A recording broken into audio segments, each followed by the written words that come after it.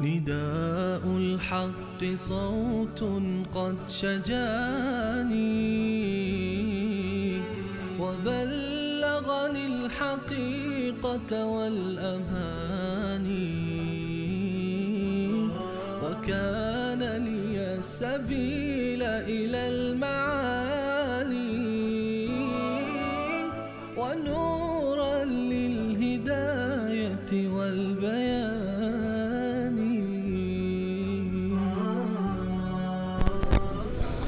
أعوذ بالله من الشيطان الرجيم. بسم الله الرحمن الرحيم. ولقد فتنا قبلهم قوم فرعون وجاءهم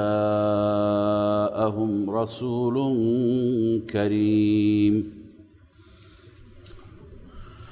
أن أدوا إلي عباد الله إني لكم رسول أمين وأن لا تعلوا على الله إني آتيكم بسلطان مبين. صدق الله العظيم. اللهم صل على سيدنا وشفينا محمد وعلى آله وصحبه وسلم. در آیات گذشته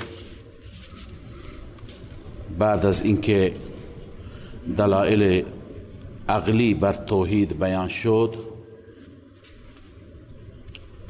خداوند عزوجل تخویف دنیوی بیان فرمود. فارتقب یوم تأتی السماء بدخان مبین. ای پیامبر، این مردم مکه و قریش مکه که در مقابل دعوت حق تسلیم نمی شوند، برای آنان منتظر باش، منتظر دخان مبین که عرض کردیم بیشترین تفسیر در رابطه با دخان مبین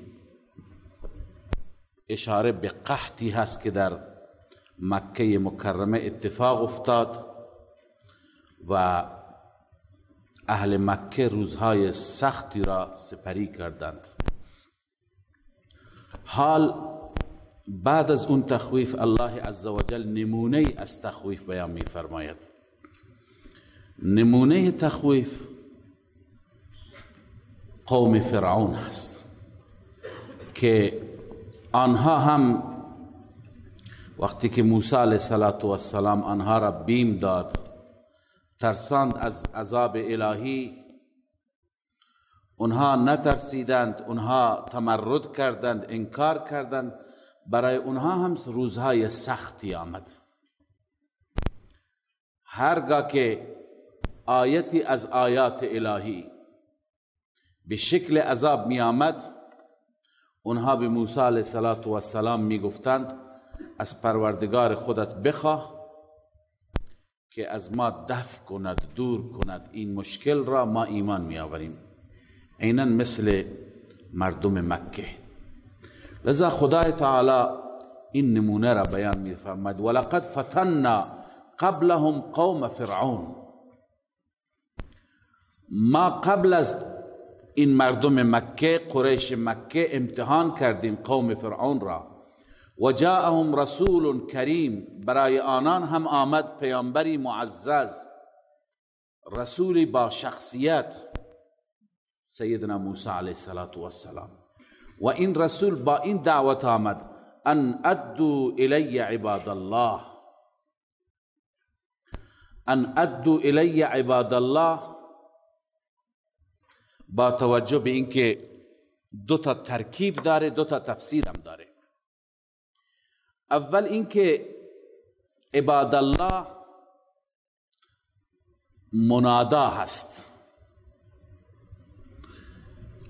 و موسی علیه السلام بندگان خدا را خطاب قرار می دهد. ای بندگان خدا، ان ادو الی، ادا کنید به سوی من. چی را ادا کنید؟ مفعول ادو محذوف است. ای ادو الی حق الله. تفسیر اول و ترکیب اول اینه که ای بندگان خدا حق خدا را ادا کنید. حق خدا چیه؟ من الایمان و قبول الدعوه، ایمان بیاورید به خدا و دعوتی که از سوی خدای عزوجل من حامل اون دعوت هستم اون بپذیرید. ان ادو الی حق الله من الایمان و قبول الدعوه یا عباد الله. عباد الله یعنی یا عباد الله، منادا است، ای بندگان خدا. خطاب به فرعون بود، فرعونیان بود، ملأ فرعون بود. بیایید و حق خدا را ادا کنید، بیایید ایمان بیاورید، دعوت منو بپذیرید. این ترکیب اول هست و تفسیر اول. تفسیر دوم اینه که عباد الله مفعول ادو هست، خطاب به فرعون هست و مراد از عباد الله بنی اسرائیل هست. ای فرعون ادو الی عباد الله، بندگان خدا را به من بسپار. یعنی چه به من بسپار؟ معنی اینه که اینها انسانهای احرارند، اینها انسانهای آزادی هستند، برده تو نیستند. اینها را چرا به بردگی گرفتی، به بندگی گرفتی، به کار و خدمت گرفتی؟ اینها را آزاد کن، بذار ما بریم به سرزمین خودمون. بس ان ادو الی عباد الله، ای فرعون، ای قبطی ها، ای فرعونی ها، بندگان خدا را به من بسپارید. اون وقت این آیه شبیه اون آیه دیگه میشه که ان ارسل معیه بنی اسرائیل. ای فرعون بنی اسرائیل را با من بفرست، سرزمین و آبایی و اجدادی ما شام هست، ما میریم شام. شما ایمان نمیارید، دعوت ما را قبول نمی کنید، حداقل بنی اسرائیل را با من بفرست. پس این وقت مراد چی میشه؟ ادو الی عباد الله، یعنی اطلقوهم و سلموهم الی. ای فرعون اینها را آزاد کن و بسپار به من. والمراد بهم بنو اسرائیل کان فرعون مستعبدهم. مراد بنی اسرائیل هست که فرعون اونها را به عبدیت و به بردگی گرفته بود. فرعون اونها را برده خود قرار داده بود. از این موسی علیه السلام ناراحت بود. لذا موسی گفت ان ادو الی عباد الله، بندگان خدا را به من بسپار.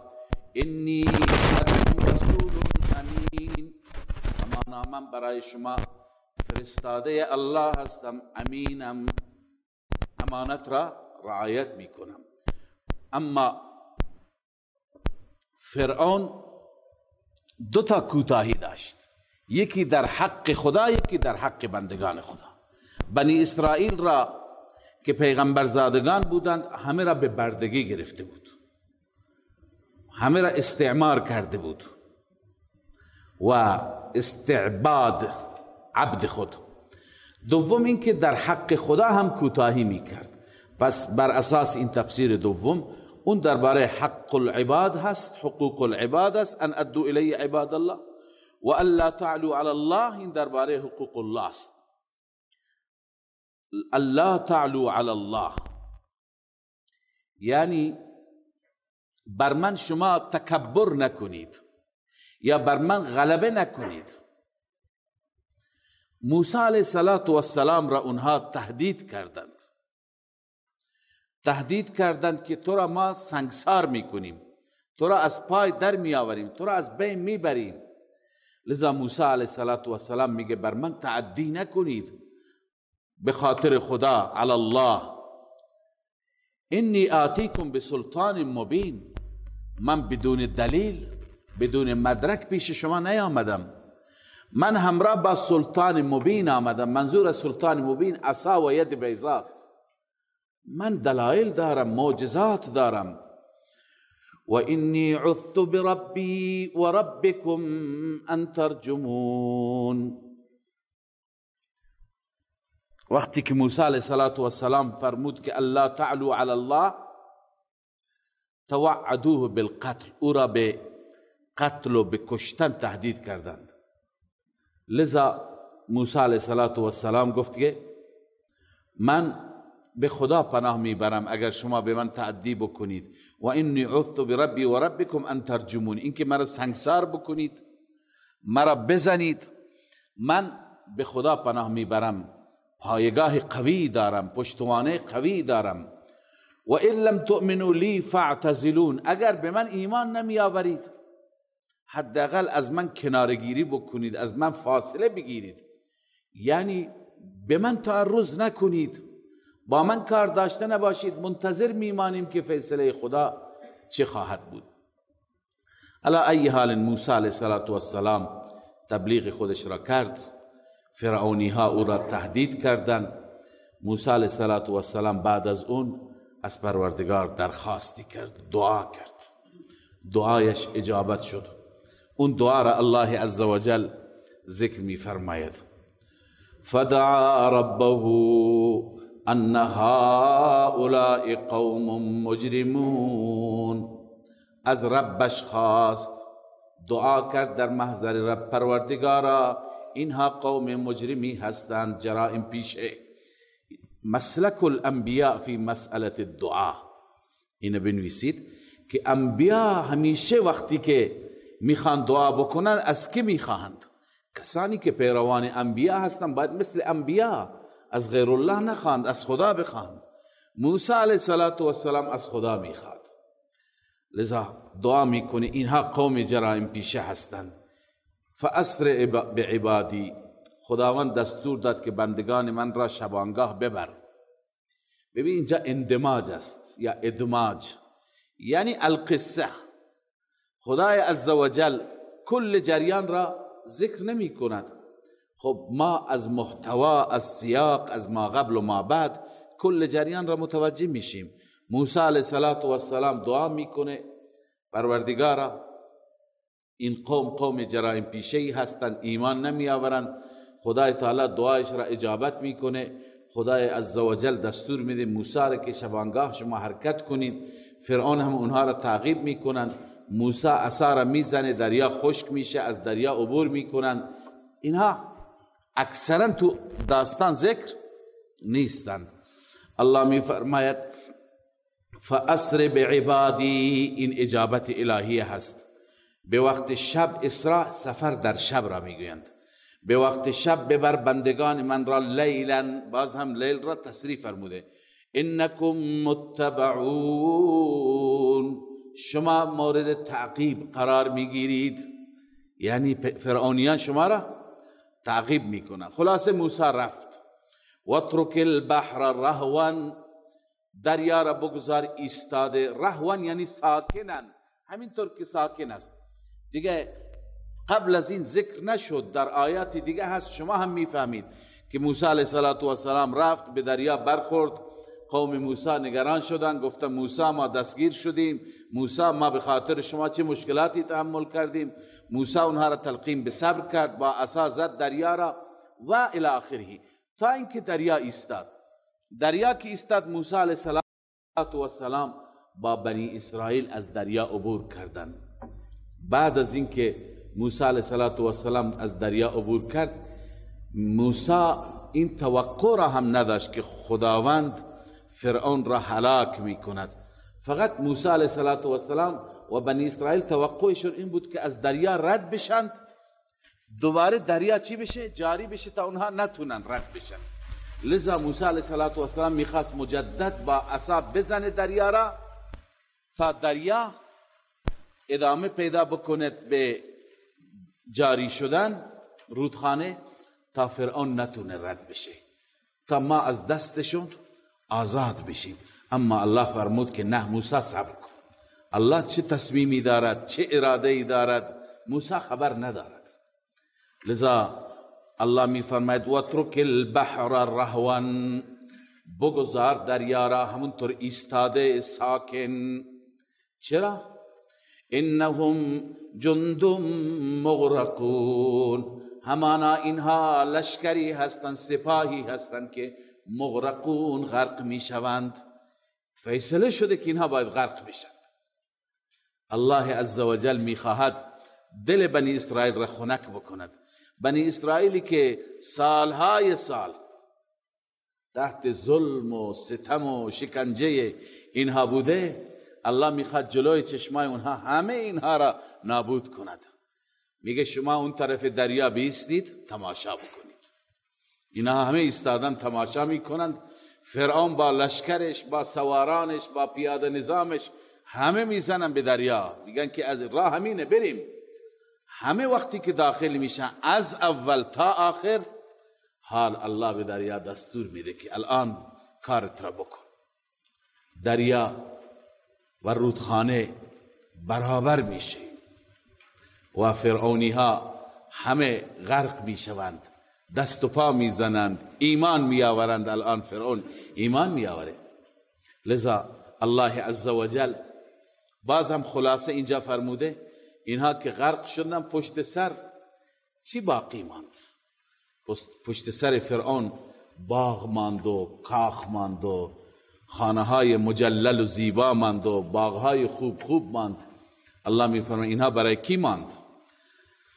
الله میفرماید کم ترکو من جنات و عیون، چقدرها را ترک کردند، رها کردند از باغات و چشمزارها، و زروع و مقام کریم، و کشتزارها و مقام و جاهای معزز، و نعمت کانوا فیها فاکهین، و نعمتهایی که در اون نعمتها خوشگذرانی می کردند.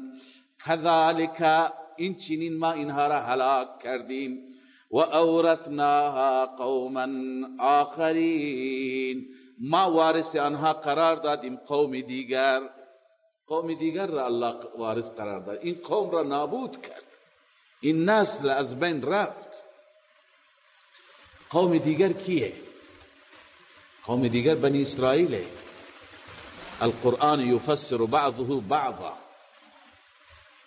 در سوره شعراء هست و اورثناها بنی اسرائیل، ما وارث باغات و کاخها و ساختمانهای فرعون کی را قرار دادیم؟ بنی اسرائیل را قرار دادیم. قرآن فقط مشخص کرده که پشت سر همه برای بنی اسرائیل ماند. چطور بنی اسرائیل؟ آیا برخی از بنی اسرائیل برگشتند حکومت مصر را اداره کردند؟ این قرآن نگفته. یا اینکه بنی اسرائیل هر چی داشتند برداشتند از مصر و بعد به شام بردن با خودشون، اینجا کسانی دیگر را گفتند حکومت به دست شما باشه. هیچی که از اینها مشخص نیست. فقط همینه که بنی اسرائیل را الله عزوجل وارث قرار داد در سوره شعراء، کذالک و اورثناها بنی اسرائیل. بعضی اینجا اعتراض گرفتن بر قرآن مجید علیاذ بالله از دشمنان قرآن و مخالفان قرآن، گفتند که این یکی از اشتباهات تاریخی قرآنه. چرا؟ اونا میگن در تاریخ ما نداریم که بنی اسرائیل برگرده به مصر و بر مصر حکومت بکند. در تاریخ چنین چیزی نیست. لذا چون در تاریخ وجود ندارد، این اشتباهی. العیاذ بالله انتظار دارن، توقع دارن که قرآن که کتاب خداست طبق تاریخ بشه، در حالی که تاریخ چیزی هست که بشر اون نوشته. بشر و انسانها در زمانهای بعدی نوشتند. مثلا امروز یک آقای بلند میشه درباره تاریخ قاجار می نویسه، درباره نادرشاه افشار می نویسه، درباره نمیدونم تیمور و مغول ها می نویسه. خب این خودش در اون زمان نبوده. از این کتاب میگیره، از اون منبع میگیره، از این میپرسه، از اون میپرسه. خب چیزهای درستی جمع‌آوری میکنه، امکان داره اطلاعاتی غلطی هم بهش بدند. خیلی چیزها تو تاریخ هست که غلطه، خیلی چیزها تو تاریخ هست که اشتباهه. خود تاریخ را نقض میکند، خود تاریخ اشتباهات تاریخی را میگیرد.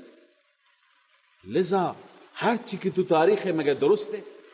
العیاذ بالله قرآن باید تابع تاریخ بشه؟ قرآن کتاب الهی است. اللهی که عالم به ما کان و به ما یکون است، از گذشته هم میدوند، از آینده هم میداند، چطور انتظار دارید که قرآن مطابق تاریخ باشد؟ لذا بسیاری از مفسران ما، بزرگان ما به شدت با این مخالفن که تاریخ اینطور گفته. تاریخ چیکار؟ تاریخ کیه؟ تاریخ اشتباه میگه، قرآن درست میگه. لذا بحر المحیط علامه اندلسی گفته ان بنی اسرائیل رجعوا الى مصر بعد هلاک فرعون. چون تو قرآن آمده، لذا میگه که بعد از هلاک فرعون به سوی مصر برگشت. اینایی که اعتراض میکنه میگه تو تاریخ نیست که برگشت. خب تو تاریخ نیست. تاریخ این یکی را ثبت نکرده، تاریخ این یکی را یادداشت نکرده. و بعد از این علامه آلوسی می فرماید ولا اعتبار بالتواریخ، تاریخ ها اعتبار ندارند. لازم نیست که قرآن مطابق تاریخ باشه، طبق تاریخ باشه. فالکذب فیها کثیر، تو تاریخ دروغ خیلی زیاده. و کلام الله صدق ام صادق، کلام الله راسته، تاریخ دروغه. قال الله تعالی فی سورة الشعراء، استنباط میکند از آیه سوره شعراء، كذلك و اورثناها بنی اسرائیل. این عبارت بحر المحیط بود، روح المانی جلوتر میاد. اونجا خدا گفته اورثناها بنی اسرائیل، پس این بنی اسرائیل که خدا وارث فرعونیان قرار داد. و آلوسی میگه وقالوا لا اعتبار بالتاریخ، تاریخ اعتباری ندارد. و کذا الکتب التي بید اليهود اليوم، کتاب هایی که امروزه به دست یهودی ها هست، اینم اعتباری نداره، اینم از تاریخ گرفته. لما ان الكذب فيها كثير، چون که دروغ تو اینها زیاده. و حسبنا کتاب الله، کتاب خدا برای ما کافی است.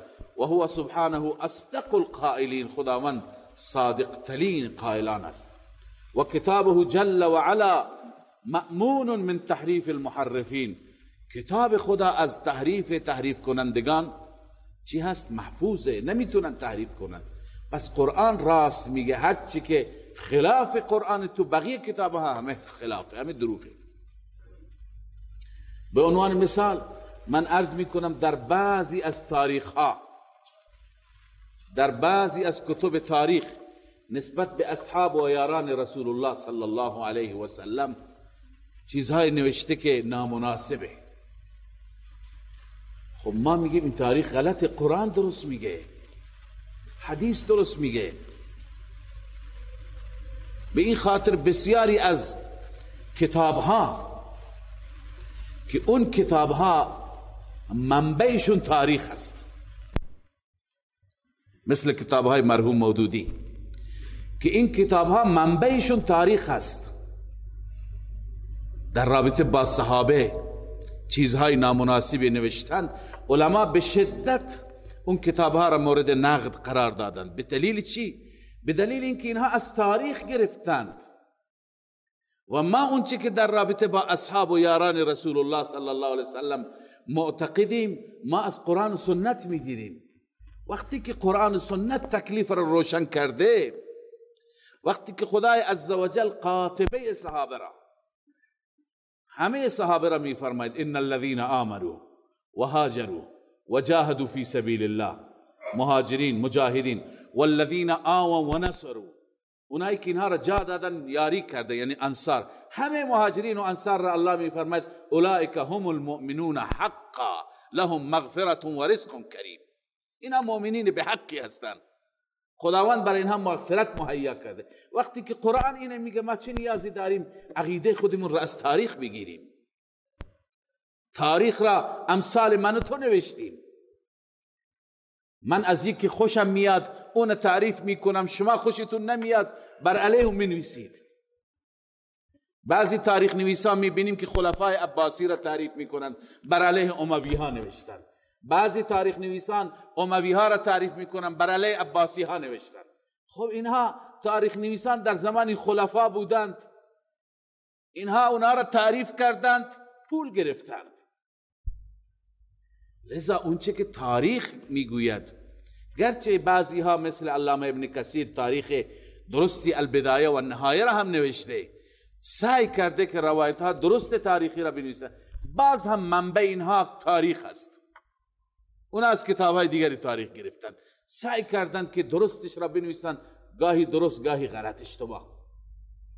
بنابراین عقیده را باید از قرآن و سنت گرفت. اینجا هم اون چیزی که بعضی میگویند که تاریخ اینطور میگه، تاریخ وقتی که در مقابل قرآن مجید است، تاریخ را دور بینداز، قرآن بگیر. لذا الله می فرماید و اورثناها قوما آخرین، ما وارث قرار دادیم آنها را، وارث فرعون قرار دادیم قومی دیگر را، که اون قومی دیگه کیه؟ بنی اسرائیل. فرعون کی برایش عزاداری کرد، کی برایش ماتم گرفت؟ فما بکت علیهم السماء والارض، الله می فرماید گریه نکرد بر آنها آسمان و زمین، یعنی تو آسمان و زمین هیچ کسی دلشون به حال فرعونیان نسوخت، هیچ که برایشون پروا نکرد، گریه نکرد. یعنی چه؟ علامه بیضاوی فرموده مجاز عن عدم الاکتراث بهلاکهم، مجاز از این است که هیچ که پروا نکرد برای هلاکتشون، هیچ کس آخ نگفت. والاعتداد بوجودهم، وجود اونها را هیچ که به حساب نمی آورد. لذا قوما آخرین چی شدند؟ جانشین شدند. و گریه نکرد بر آنها زمین و آسمان، و ما کانوا منظرین، و اینها مهلت داده نشدند. این اثر مبغوضیت بود، الله بر اینها خشم کرد، به اینها فرصتی دیگه و مهلتی دیگه داده نشد، به قدر کافی مهلت گرفتند، توبه نکردند. بعضی ها هستند از خدا مهلت میگیرند، خدا مهلت میده بازم توبه نمی کنند. فرعون چندین بار، هر بار شما آیه را خواندید، هر بار میگفت یا موسی ادع لنا ربک بما عهد عندک اننا لمهتدون، ای موسی همین عذاب را خدا را بگو دور کنه از ما دیگه میایم بر مسیر هدایت. باز تمرد، باز سرکشی. خداوند تحمل میکنه، حلیم است، اما تا یک حدی آخر به هر حال باید گوشمالی داده بشه. ولقد نجینا بنی اسرائیل من العذاب المهین، همانا ما نجات دادیم بنی اسرائیل را از این عذاب ذلت بار. من فرعون، یعنی از فرعون، عذابی که واقعا من جهت فرعون اون واقع شد و اتفاق افتاد از طرف فرعون. انه کان عالیا من المسرفین، فرعون متکبر بود، عالی متکبر، من المسرفین یعنی از متجاوزین بود. لذا موسی را، بنی اسرائیل را از این فرعون ما نجات دادیم. و بعد از اون ولقد اخترناهم على علم على العالمین، ما انتخاب کردیم بنی اسرائیل را على علم، بر علم، یعنی خداوند همه چیز را میداند، به همه امور دانا هست و واقف است. بر عالمین انتخابشون کردیم، بر عالمین، عالمین زمان خودشان. و آتیناهم من الآیات ما فیه بلاء مبین، ما به بنی اسرائیل از آیات دادیم، آیاتی دادیم و نشاناتی دادیم که ما فیه بلاء مبین، در اون آیات برای بنی اسرائیل امتحان روشن بود. بعضی گفتن بلاء مبین به معنای امتحان و بعضی گفتن بلا به معنای نعمت، هر دو درسته. هم خدای عزوجل بر بنی اسرائیل انواع ابتلاعات را آورد و هم خدای عزوجل بنی اسرائیل را انواع نعمتها بخشید. خدا خیلی نعمت بهشون بخشید، نبوت بهشون داد، دین داد، کتاب داد، انبیا را فرستاد، پادشاهی و عزت و مقام هم در دنیا داد. پس هر دو درسته. به هر حال این نمونه ای بود. ببین فرعون مثل قریش مکه، مثل ابو جهل و ابو لهب، فرعون تمرد کرد، خداوند پوزش را به خاک مالید و بنی اسرائیل را فضیلت داد، عزت داد. حال روی سخن برمیگرده به قریش مکه. قریشی ها هم مثل فرعونی ها با رسول الله صلی الله علیه وسلم مبارزه کردند، آن حضرت را اذیت و آزار رسوندند و انکار کردند قیامت را، بعث بعد الموت را. الله عزوجل از فرعونی ها، از قریشی ها حکایت می فرماید. الله می فرماید ان هؤلاء لیقولون، زجر و توبیخ است و شما بنویسید التفات به سوی اهل مکه. حال از بعد از جریان موسی روی سخن برمیگرده به سوی اهل مکه. ان هؤلاء لیقولون، همانا اینها میگویند، یعنی قریش مکه چی میگویند؟ ان هی الا موتتنا الاولی، نیست این زندگی مگر همین موت اول، یک بار که بمیریم دیگه خبری نیست. و ما نحن بمنشرین، و ما دوباره زنده نمیشویم. اگر راست میگید که زنده میشیم، اول پدران ما را زنده کنید ما ببینیم. فأتوا بآبائنا ان کنتم صادقین، پدران ما را بیاورید اگر راست میگویید، اونا را از قبرها بلند کنید. الله عزوجل مجددا تخویف دنیوی بیان میکند. اینها انکار میکنند، آیا اینها بهتر یا قوم تبع که ما اونها را هلاک کردیم؟ اهم خیر ام قوم تبع، آیا اینها بهتر هستند یا قوم تبع؟ منظور از این قوم تبع، قوم تبع حمیری هست. اولا عرض کنم خدمت شما که تبع لقب پادشاهان یمن است، همونطور که در قدیم لقب پادشاهان مصر چی بود؟ فرعون. پادشاهان روم قیصر، پادشاهان ایران کسرا، پادشاهان عرض کنم که یمن لقبشون تبع بود. شخصی اونجا بود به نام سعد یا اسعد، سعد معدی کرب یا اسعد معدی کرب، که یکی از پادشاهان صالح یمن بود. این وقتی که از اهل کتاب شنید که نبی خاتم مبعوث میشه و از مکه هجرت میکند به یثرب میاد و اینجا گروهی او را حمایت میکنند، همون زمان به اولادش وصیت کرد، گفت که فرزندان من به این پیغمبر ایمان دارم، من این پیغمبر را قبول دارم، لذا اگر این پیغمبر در زمان شما آمد حتما شما ایمان بیاورید. خود تبع حمیری اسعد معدی کرب گفت. در روایت داریم رسول الله صلی الله علیه وسلم فرمود لا تسبوا تبعا فانه قد اسلم، شما تبع را بد و بیرا نگوید، این خودش ایمان آورد، اما قومش پشت سرش بعد از اون تمرد کردن، خدا به عذاب گرفتارشون کرد، خودش آدم خوبی بود. لذا الله می فرماید که آیا شما از قوم تبع بهترید ای اهل مکه؟ اهم خیر ام قوم تبع، آیا اینها بهتر هستند یا قوم تبع؟ والذین من قبلهم، و کسانی که قبل از اونها بودند مثل عاد، ثمود، قوم لوط، قوم های دیگر. اهلکناهم، الله می فرماید اونها که تمرد کردند همه و همه را ما هلاک کردیم. انهم كانوا مجرمین، اینها مجرم بودند. شما اهل مکه میخواید جرم کنید، شما هم مثل اونها، هیچ فرقی نداره، شما را هم به مؤاخذه و به گرفت سختی ما گرفتار میکنیم. لذا این تخویف بود برای اهل مکه. حال بعد از تخویف دلائل را الله عزوجل بیان میفرماید. عجیب، شما آیات قرآن را دقت بفرمایید. خداوند عزوجل میخواهد بندگان ایمان بیاورند. یک بار دلیل عقلی ذکر میکنه که با عقلت فکر کن، یک بار دلیل نقلی ذکر میکنه از گذشتگان روایت میکند، یک بار الله عزوجل تهدید و تخویف میکند تا کسی که اگر بترسد ایمان بیاورد. گاهی تبشیر بیان میکنه، مژده میده تا انسان ترغیب بشه ایمان بیاره.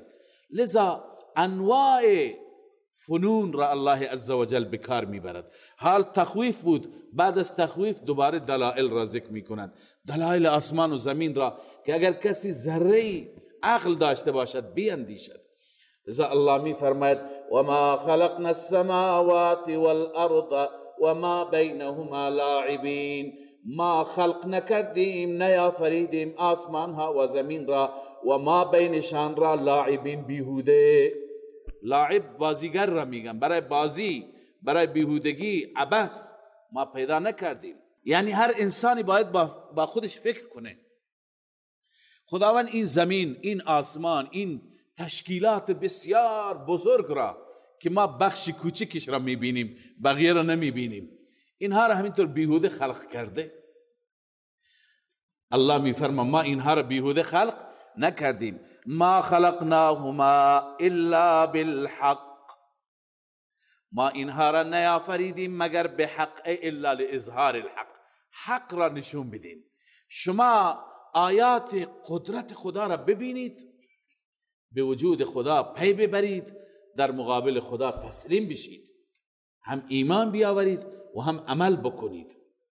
ولكن اکثرهم لا یعلمون، اما اکثر اینها نمیدانند، اکثرشان نمیدانند و هدف زندگی را تشخیص نمیدهند، به سوی هوا و هوس میروند، به سوی خواهشات نفسانی میروند، خدا را به فراموشی میسپارند. لذا الله عزوجل برای اینهایی که نمیدانند اینجا الله تعالی وعید بیان میکند، عذاب بیان میکند، وعید اخروی، تخویف اخروی. و برای اونهایی که میدانند، آنهایی که از این آیات درس میگیرند، برای اونها الله مژده بیان میکند. در پایان سوره هم تخویف های سختی هست و هم مژده های بسیار جالبی هست. الله می فرماید ان یوم الفصل میقاتهم اجمعین، همانا روز فصل، روز فیصله، موعد همه هست، وعده همه ما روزی که چه روزی هست؟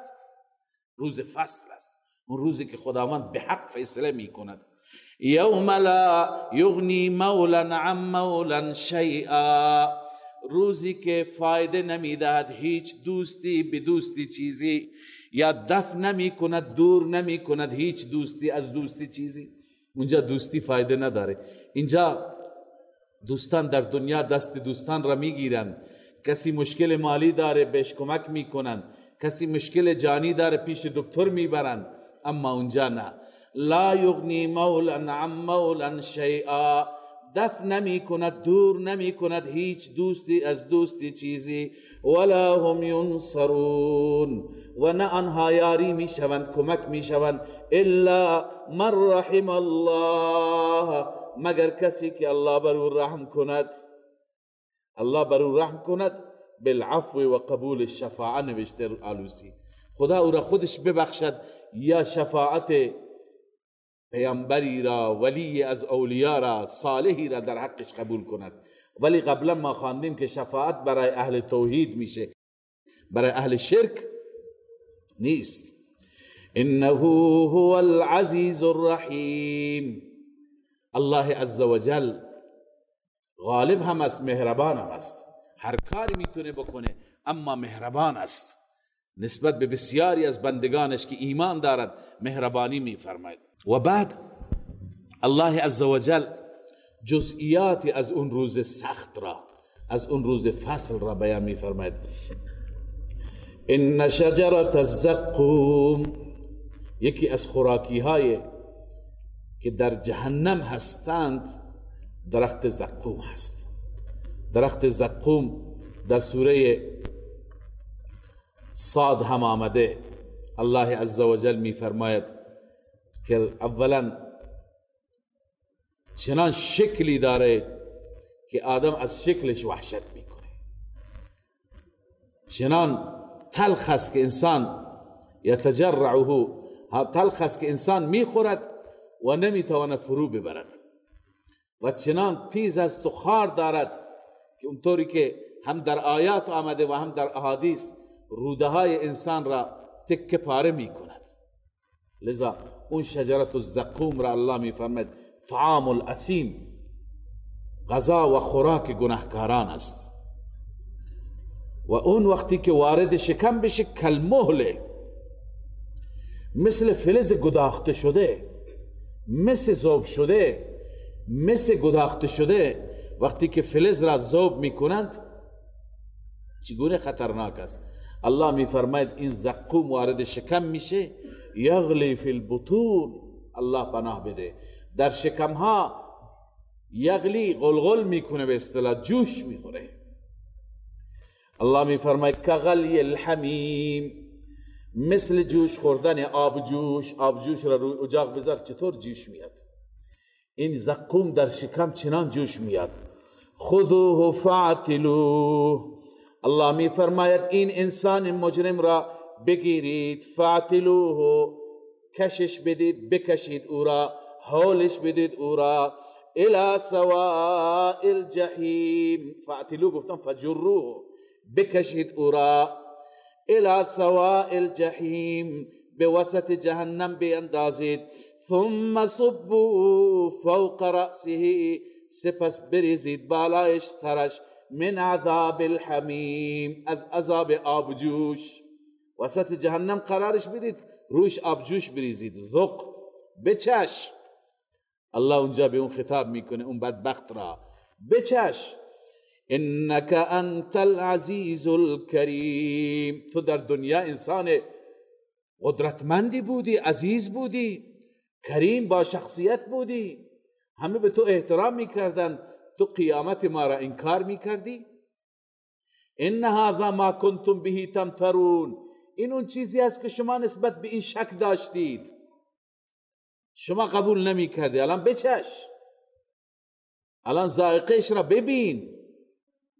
لذا الله پناه بده، چنین سخت است، چنین مشکل است که در جهنم مجرم قرار بگیرد، چنین از او پذیرایی میشه. اما متقی، انسان پرهیزگار، انسان خدا ترس و با تقوا، اللهم اجعلنا من المتقین. لذا الله عز وجل متقین را و نعیمی که برای متقین از ذکر می فرماد، ان المتقین فی مقام امین، همانا متقیان هستند در مقام امین، در جایگاهی که ایمن هستند. بعد از 4 سال اونها را از کرسی ریاست جمهوری بیرون نمی کنند، همیشه ایمن هستند، هیچ کسی با اونها کار ندارد. فی جنات و عیون، در باغات هستند و در چشمزارها هستند. اونجا انواع خوراکی ها، انواع لباس ها. یلبسون من سندس و استبرق متقابلین، آنها می پوشند، به تن می کنند، من سندس، ابریشم نازک، من سندس ما رق من دیباج، اون ابریشمی را میگن که چی باشد؟ نازک باشد. و استبرق، ابریشم کلفت را میگن، ما غلظ منه، اونی که کلفت باشد. متقابلین، اینها در بهشت روی بروی هم نشستند، یعنی همش صحبته، همش گپه، همش جلسه هست. کذالک، این چنین، یعنی همچنین با هم نشستند و خوشگپی میکنن، به اصطلاح جلسه هست و صحبت هست و سرگرم هستند. و زوجناهم بحور عین، اونها را ما جفت میکنیم با حورهایی که عین، حور به معنای زن سپید رنگ، عین به معنای اونی که چشمهای درشت دارد، چشمهای آهویی دارد. لذا الله عزوجل پوست اون حورها را و چشم اونها را با این حور عین، با این کلمه الله عزوجل تعریف میکند. یدعون فیها بكل فاکهة آمنین، اونها میخوانند در بهشت هر میوه را، هر میوه تقاضا میکنند برایشون فراهم میشه، آمنین، ایمن هستند. خدای عزوجل از امنیت و از ایمن بودن در بهشت خبر میده. لا یذوقون فیها الموت الا الموتة الاولى، نمی چشند در بهشت مرگ را مگر همین مرگ اولی که در دنیا بود. مرگ همینه، دیگه مرگی نخواهد بود. بعد از اینکه خداوند در قیامت انسان را زنده بکند دیگه خبری از مرگ نیست.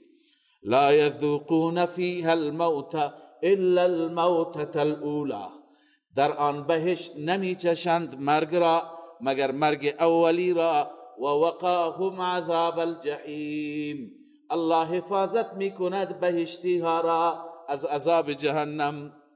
این همه نعمت، این همه احسان، این همه محبت به خاطر چی؟ به خاطر اینکه نماز می خونده؟ به خاطر اینکه طاعت و عبادت داشته؟ نه، فضلا من ربک. مؤثر حقیقی، سبب واقعی بهشت اینه، فضلا من ربک، این فضلی هست از طرف ربت. خداوند نسبت به این بندگان لطف می فرماید، فضل می فرماید. ذالک هو الفوز العظیم، این هست فوز و رستگاری بسیار بزرگ. فانما یسرناه بلسانک لعلهم یتذکرون، همانا ما این قرآن را آسان کردیم به زبان تو ای پیامبر، شاید اینها پند بگیرند. فرتقب انهم مرتقبون، منتظر باش، چون مشرکین قبول نداشتن این حرفا را. منتظر باش، آنان هم منتظر. بعضی میگوین این تخویف دنیوی هست، این اشاره به جریان بدر است. ای پیامبر منتظر باش، مشرکین هم منتظر میمانند، یه روز پوزه اینها به خاک مالیده میشه. چنانکه در بدر این اتفاق افتاد. اما روی این نکته من میخواستم این مطلب را عرض بکنم که الله عزوجل میفرماید ما قرآن را آسان نازل کردیم به زبان شما. از یک طرف نگاه میکنید قرآن خیلی فصیح و بلیغه، چنان فصیح و بلیغه که همه فصحا و بلغا را به زانو انداخت، همه عاجز شدند، هیچ یک در مقابل قرآن نمیتونستن کلامی بیارن. از یک طرف آسانه، هر کس میفهمه، واقعا همه جوانب را رعایت کردن، هم فصیح و بلیغ بودن، در عین حال بسیار آسان بودن. ولقد یسرنا القرآن للذکر، قرآن را ما برای پندگیری آسان نازل کردیم. در عین حال آسان بودن این کمال است، این هنر است، این فقط کار رب است. خیلی از نویسندگان هستند، علما، طلاب میشناسند که کتابها نوشتند، کتابهایشون کتابهای ادبیاتی هست، خیلی فصیح بلیغ، اما کتابهایشون چنان سخته، مثلا مثل کتاب مقامات حریری، مثل کتاب متنبی، شعر هست، نثر، نظم، کتابها چنان مشکله، چنان سخته که یک استاد میخواد درس بده این کتابها را باید 4 تا شرح مطالعه بکنه تا بتونی کتاب را بفهمه، از بس که سخته. یعنی اگر فصاحت و بلاغت داشته باشه فهمیده نمیشه، اگر فهمیده بشه فصاحت و بلاغت نداره. اما قرآن مجید نه، در عین حالی که به اوج فصاحت و بلاغت است، بالاترین فصاحت و بلاغت را دارد، بسیار آسان هم است، هر کس میفهمد، بچه هم میفهمد که چی میگه، عالم هم میفهمد، فرنگی هم میفهمد، عامی هم میفهمد، خاص هم میفهمد. لذا چنین کتابی ما بر تو نازل کردیم. این بود سوره مبارکه الدخان که ما در این سوره خواندیم نسبت به مدعایی که در سوره حامیم مومن بود. الله عزوجل پاسخ داد. اونها این اشکال را داشتن، مشرکین گفتن ما خدایان را فریاد میزنیم، صدا میزنیم، اگر اونها اجابت نکنند، اگر اونها شفاعت نکنند، حداقل اونها صدای ما را میشنوند. خداوند عزوجل در این سوره جواب داد نه، اونها صدای شما را هم نمیشنوند. السمیع العلیم فقط و فقط الله عزوجل هست. صدق الله مولانا العظیم.